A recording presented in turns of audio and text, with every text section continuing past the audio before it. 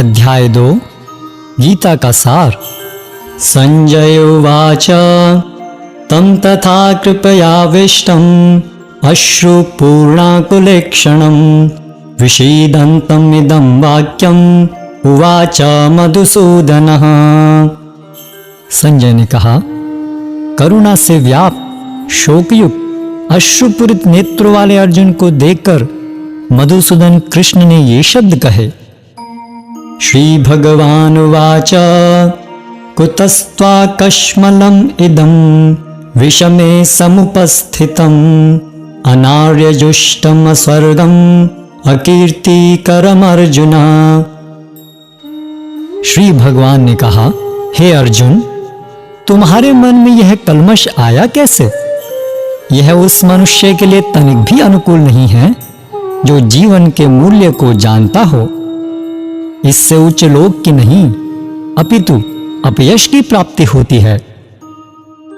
क्लैब्यं मास्मगमः पार्थ नैतत्तयुपपद्यते क्षुद्रं हृदय दौर्बल्यं त्यक्तोत्तिष्ठ परन्तप। हे प्रथापुत्र, इस हीन नपुंसकता को प्राप्त मत हो, यह तुम्हें शोभा नहीं देती।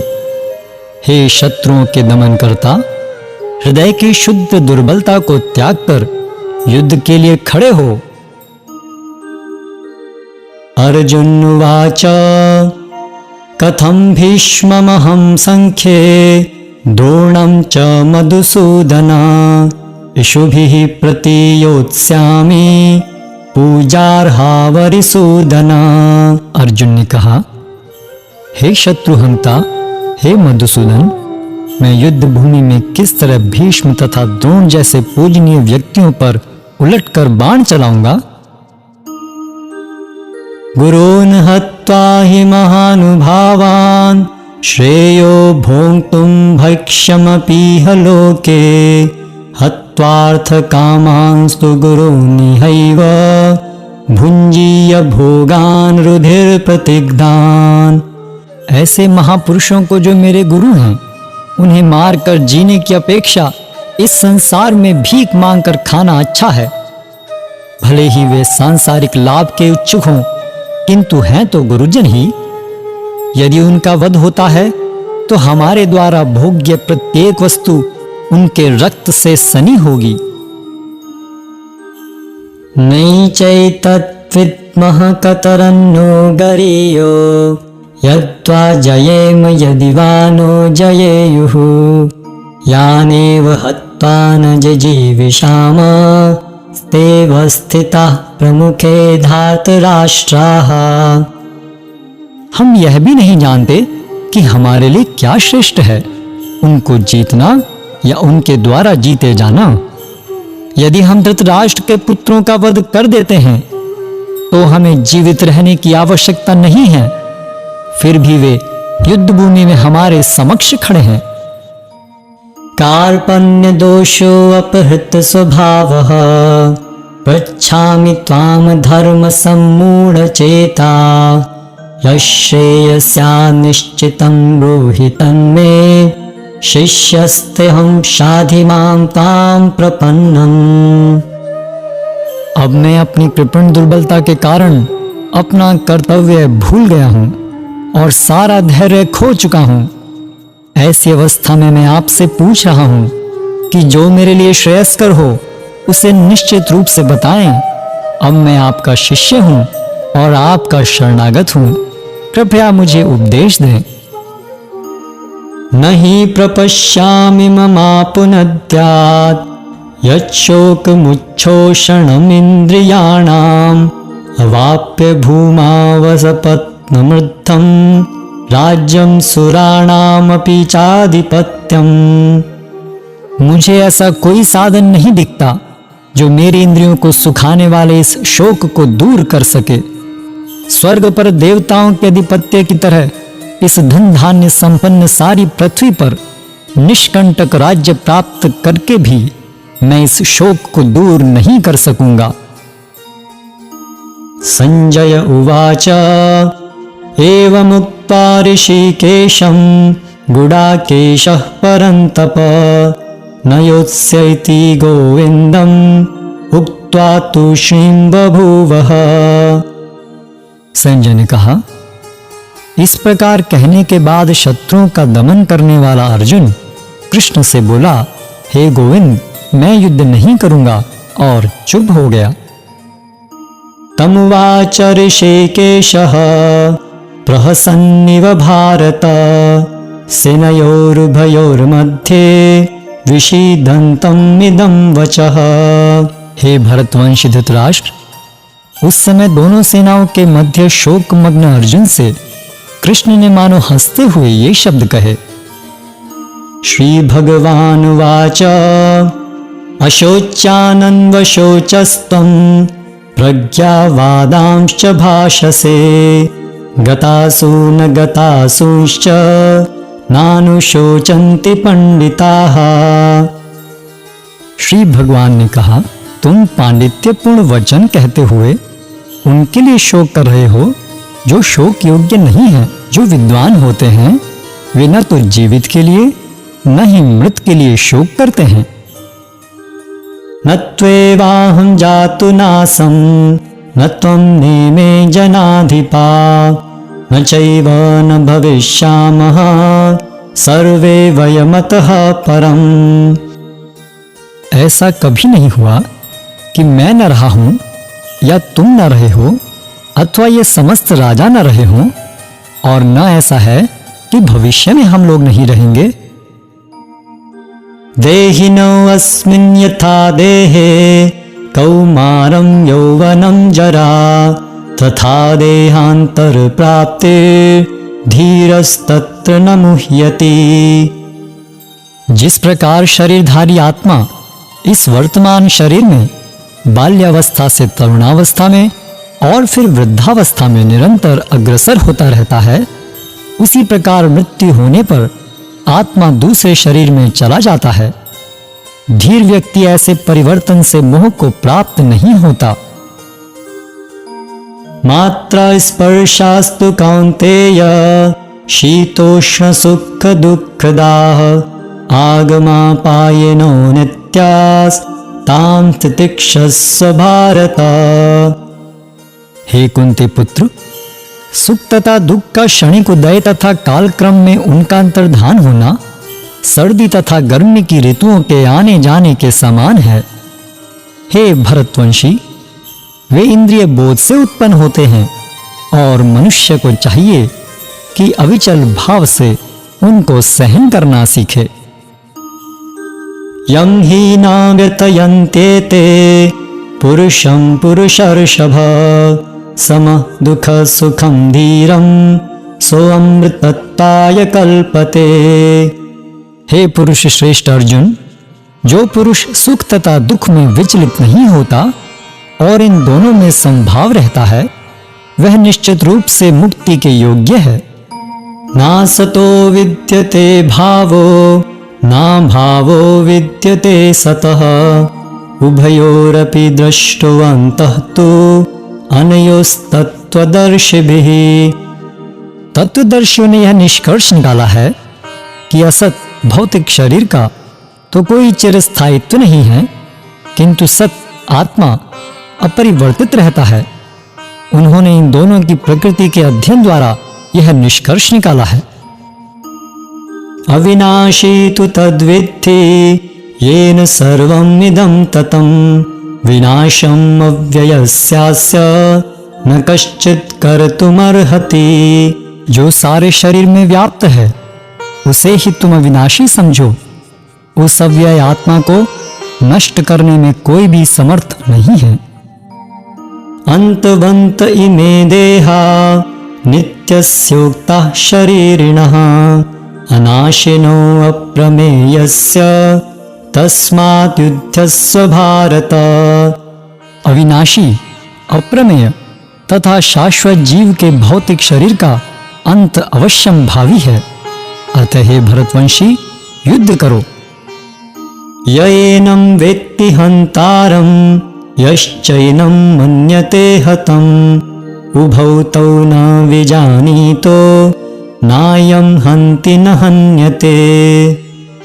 जो इस जीवात्मा को मारने वाला समझता है तथा जो इसे मरा हुआ समझता है, वे दोनों ही अज्ञानी हैं, क्योंकि आत्मा न तो मारता है और न मारा जाता है। न जायते म्रियते वा कदाचिन्, नायं भूत्वा भविता वा न भूयः, अजो नित्यः शाश्वतोऽयं पुराणो, न हन्यते हन्यमाने शरीरे। आत्मा के लिए किसी भी काल में न तो जन्म है न मृत्यु। वह न तो कभी जन्मा है न जन्म लेता है और न जन्म लेगा। वह अजन्मा, नित्य, शाश्वत तथा पुरातन है। शरीर के मारे जाने पर वह मारा नहीं जाता। वेदा विनाशिनं नित्यं य एनम् अजमव्ययम्, कथं स पुरुषः पार्थ कं घातयति हन्तिकम्। हे पार्थ, जो व्यक्ति यह जानता है कि आत्मा अविनाशी, अजन्मा, शाश्वत तथा अव्यय है, वह भला किसी को कैसे मार सकता है या मरवा सकता है। वासांसि जीर्णानि यथा विहाय, नवानि गृह्णाति नरोपराणि, तथा शरीराणि विहाय जीर्णानि अन्यानि संयाति नवानि देहि। जिस प्रकार मनुष्य पुराने वस्त्रों को त्याग कर नए वस्त्र धारण करता है, उसी प्रकार आत्मा पुराने तथा व्यर्थ के शरीरों को त्याग कर नवीन भौतिक शरीर धारण करता है। नैनं छिन्दन्ति शस्त्राणि, नैनं दहति पावकः, न चैनं क्लेदयन्त्यापो, न शोषयति मारुतः। यह आत्मा न तो कभी किसी शस्त्र द्वारा खंड खंड किया जा सकता है, न अग्नि द्वारा जलाया जा सकता है, न जल द्वारा भिगोया या वायु द्वारा सुखाया जा सकता है। अच्छेद्योऽयम् अदाह्योऽयम्, अक्लेद्य शोष्य एव च, नित्यः सर्वगतः स्थाणुर्, अचलोऽयं सनातनः। यह आत्मा खंडित तथा अघुलनशील है। इसे न तो जलाया जा सकता है न ही सुखाया जा सकता है। यह शाश्वत, सर्वव्यापी, अविकारी, स्थिर तथा सदैव एक सा रहने वाला है। अव्यक्तोऽयम् अचिन्त्योऽयम्, अविकार्योऽयम् अच्युते, तस्मादेवं विदित्वैनं नानुशोचितुमर्हसि। यह आत्मा व्यक्त, अकल्पनीय तथा अपरिवर्तनीय कहा जाता है। यह जानकर तुम्हें शरीर के लिए शोक नहीं करना चाहिए। अथ चैनं नित्यजातं, नित्यं वा मन्यसे मृतं, तथापि त्वं महाबाहो नैनं शोचितुमर्हसि। किंतु यदि तुम यह सोचते हो कि आत्मा अथवा शरीर का लक्षण सदा जन्म लेता है तथा सदा मरता है, तो भी हे महाबाहु, तुम्हारे शोक करने का कोई कारण नहीं है। जातस्य हि ध्रुवो मृत्युर्, ध्रुवं जन्म मृतस्य च, तस्मादपरिहर्यार्थे न त्वं शोचितुमर्हसि। जिसने जन्म लिया है उसकी मृत्यु निश्चित है, और मृत्यु के पश्चात पुनर्जन्म भी निश्चित है। अतः अपने अपरिहार्य कर्तव्य पालन में तुम्हें शोक नहीं करना चाहिए। अव्यक्तादीनि भूतानि व्यक्तमध्यानि भारत, अव्यक्तनिधनान्येव तत्र का परिदेवना। सारे जीव प्रारंभ में अव्यक्त रहते हैं, मध्य अवस्था में व्यक्त होते हैं और विनष्ट होने पर पुनः अव्यक्त हो जाते हैं। अतः शोक करने की क्या आवश्यकता है। आश्चर्यवत् पश्यति कश्चिदेनम्, आश्चर्यवत् वदति तथैव चान्यः, आश्चर्यवच्चैनमन्यः शृणोति श्रुत्याप्येनं वेद न चैव कश्चित्। कोई आत्मा को आश्चर्य से देखता है, कोई इसे आश्चर्य की तरह बताता है, तथा कोई इसे आश्चर्य की तरह सुनता है, किंतु कोई कोई इसके विषय में सुनकर भी कुछ नहीं समझ पाते। देहि नित्यमवध्योऽयं देहे सर्वस्य भारत, तस्मात् सर्वाणि भूतानि न तं शोचितुमर्हसि। हे भरतवंशी, शरीर में रहने वाले देही का कभी भी वध नहीं किया जा सकता, अतः तुम्हें किसी भी जीव के लिए शोक करने की आवश्यकता नहीं है। स्वधर्मपि चावेक्ष्य न विकम्पितुमर्हसि, धर्मयाद् युद्धाश्रेयो अन्यत् क्षत्रियस्य न विद्यते। क्षत्रिय होने के नाते अपने विशिष्ट धर्म का विचार करते हुए तुम्हें जानना चाहिए कि धर्म के लिए युद्ध करने से बढ़कर तुम्हारे लिए अन्य कोई कार्य नहीं है, अतः तुम्हें संकोच करने की कोई आवश्यकता नहीं है। यदृच्छया चोपपन्नं स्वर्गद्वारम् अपावृतं, सुखिनः क्षत्रिया पार्थ लभन्ते युद्धमीदृशम्। हे पार्थ, वे क्षत्रिय सुखी हैं जिन्हें ऐसे युद्ध के अवसर अपने आप प्राप्त होते हैं, जिससे उनके लिए स्वर्गलोक के द्वार खुल जाते हैं। अथ चेत्तमिमं धर्म्यं संग्रामं न करिष्यसि, ततः स्वधर्मं कीर्तिं च हित्वा पापमवाप्स्यसि। किंतु यदि तुम युद्ध करने के स्वधर्म को संपन्न नहीं करते तो तुम्हें निश्चित रूप से अपने कर्तव्य की उपेक्षा करने का पाप लगेगा और तुम योद्धा के रूप में भी अपना यश खो दोगे। अकीर्तिं चापि भूतानि कथयिष्यन्ति ते अव्ययाम्, संभावितस्य चाकीर्तिर् मरणादतिरिच्यते। लोग सदैव तुम्हारे अपयश का वर्णन करेंगे और सम्मानित व्यक्ति के लिए अपयश तो मृत्यु से भी बढ़कर है। भयात्रणाद उपरतं मंस्यन्ते तां महारथा, येषां च त्वं बहुमतो भूत्वा यास्यसि लाघवम्। जिन जिन महान योद्धाओं ने तुम्हारे नाम तथा यश को सम्मान दिया है, वे सोचेंगे कि तुमने डर के मारे युद्ध भूमि छोड़ दी है और इस तरह वे तुम्हें तुच्छ मानेंगे। अवाच्य वादांश्च बहून् वदिष्यन्ति तवाहिताः, निन्दन्तस्तव सामर्थ्यं ततो दुःखतरं नु किम्। तुम्हारे शत्रु अनेक प्रकार के कटु शब्दों से तुम्हारा वर्णन करेंगे और तुम्हारी सामर्थ्य का उपहास करेंगे।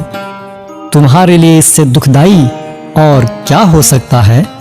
हतो वा प्राप्स्यसि स्वर्गं जित्वा वा भोक्ष्यसे महीम्, तस्मादुत्तिष्ठ कौन्तेय युद्धाय कृतनिश्चयः।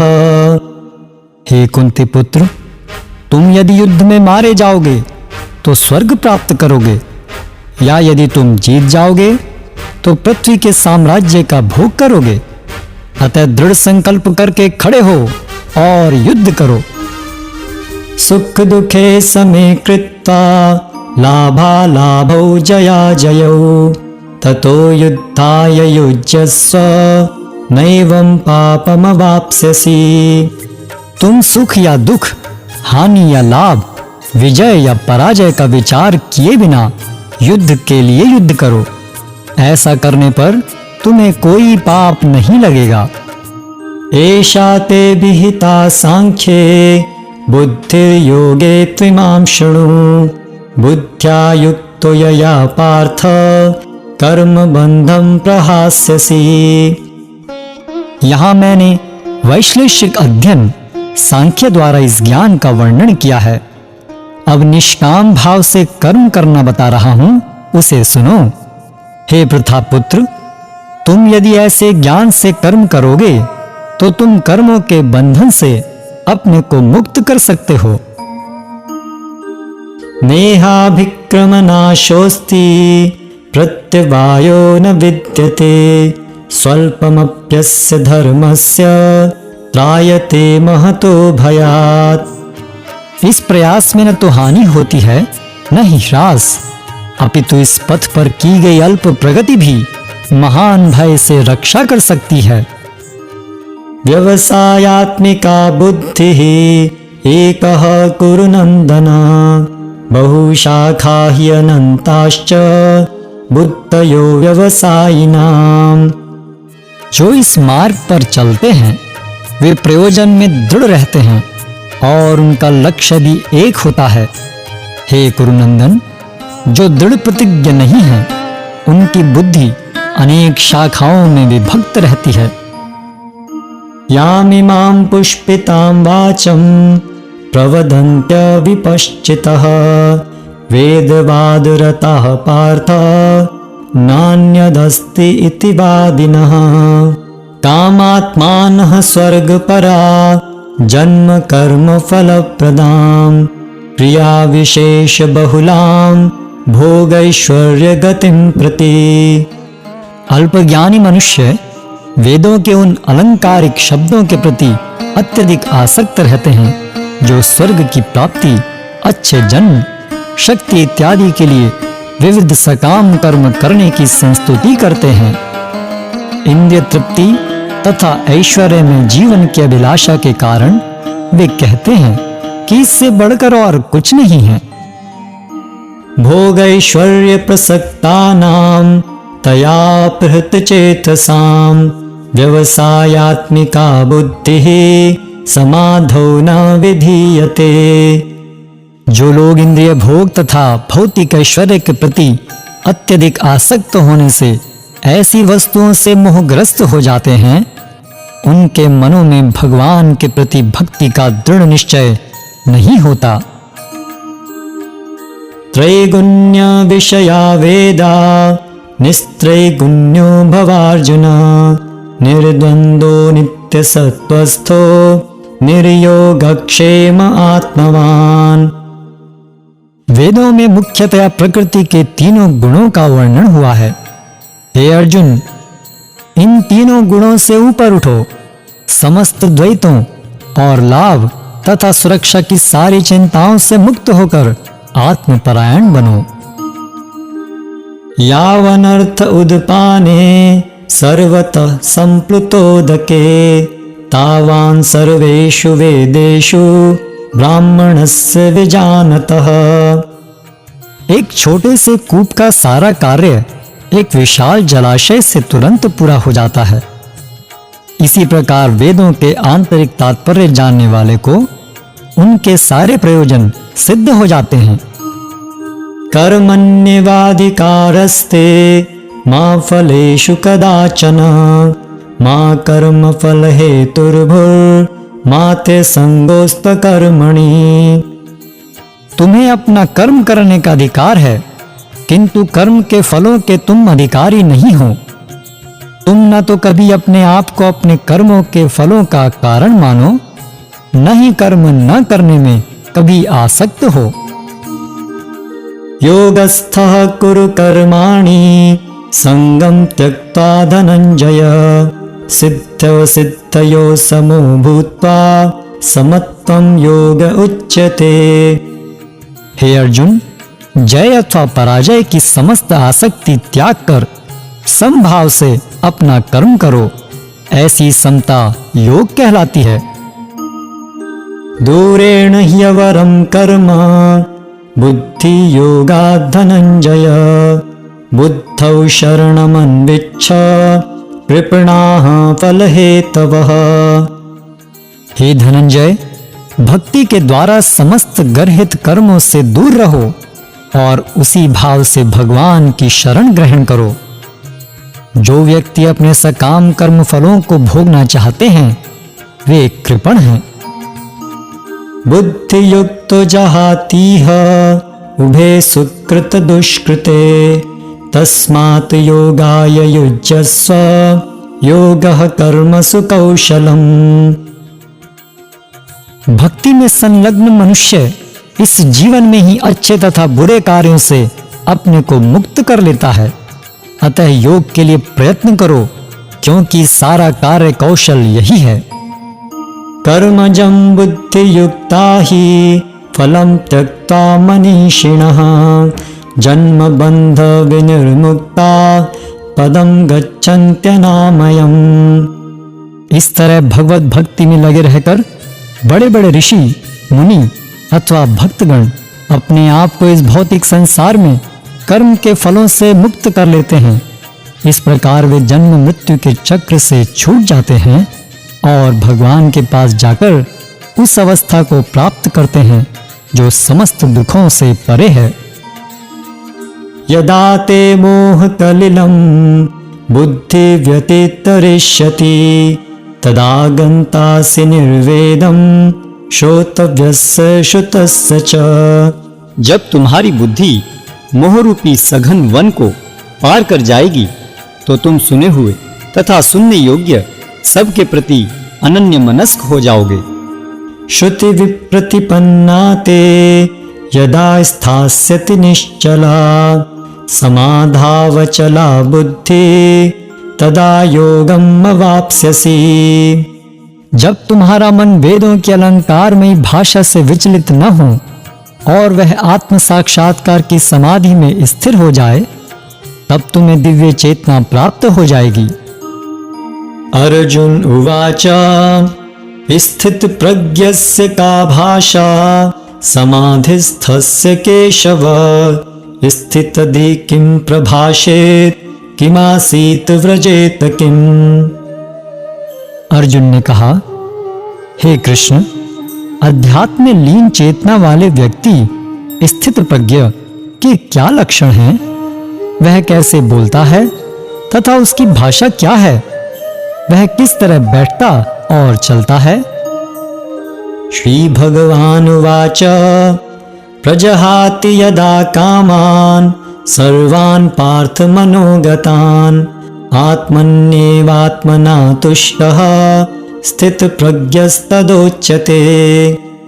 श्री भगवान ने कहा, हे पार्थ, जब मनुष्य मनोधर्म से उत्पन्न होने वाली इंद्रिय तृप्ति की समस्त कामनाओं का परित्याग कर देता है और जब इस तरह से विशुद्ध हुआ उसका मन आत्मा में संतोष प्राप्त करता है, तो वह विशुद्ध दिव्य चेतना को प्राप्त स्थित प्रज्ञ कहा जाता है। दुखेष्वनदिग्नमना सुखेषु विगतस्पृहः वीतराग भय क्रोधः स्थितधीर्मुनिरुच्यते। जो त्रय तापों के होने पर भी मन में विचलित नहीं होता अथवा सुख में प्रसन्न नहीं होता और जो आसक्ति, भय तथा क्रोध से मुक्त है, वह स्थिर मन वाला मुनि कहलाता है। यह सर्वत्रानभिस्नेहः तत्तत्प्राप्य शुभाशुभं नाभिनन्दति न द्वेष्टि तस्य प्रज्ञा प्रतिष्ठिता। इस भौतिक जगत में जो व्यक्ति न तो शुभ की प्राप्ति से हर्षित होता है और न शुभ के प्राप्त होने पर उससे घृणा करता है, वह पूर्ण ज्ञान में स्थिर होता है। यदा संहरते चायं कूर्मोऽङ्गानीव सर्वशः इन्द्रियाणीन्द्रियार्थेभ्यः तस्य प्रज्ञा प्रतिष्ठिता। जिस प्रकार कछुआ अपने अंगों को संकुचित करके खोल के भीतर कर लेता है, उसी तरह जो मनुष्य अपनी इंद्रियों को इंद्रिय विषयों से खींच लेता है, वह पूर्ण चेतना में दृढ़ता पूर्वक स्थिर होता है। विषया विनिवर्तन्ते निराहारस्य देहिनः रसवर्जं रसोऽप्यस्य परं दृष्ट्वा निवर्तते। देहधारी जीव इंद्रिय भोग से भले ही निवृत्त हो जाए, पर उसमें इंद्रिय भोगों की इच्छा बनी रहती है, लेकिन उत्तम रस के अनुभव होने से ऐसे कार्यों को बंद करने पर वह भक्ति में स्थिर हो जाता है। यततो हि अपि कौन्तेय पुरुषस्य विपश्चितः इंद्रियाणि प्रमाथीनि हरन्ति प्रसभं मनः। हे अर्जुन, इंद्रियां इतनी प्रबल तथा वेगवान हैं कि वे उस विवेकी पुरुष के मन को भी बलपूर्वक हर लेती हैं जो उन्हें वश में करने का प्रयत्न करता है।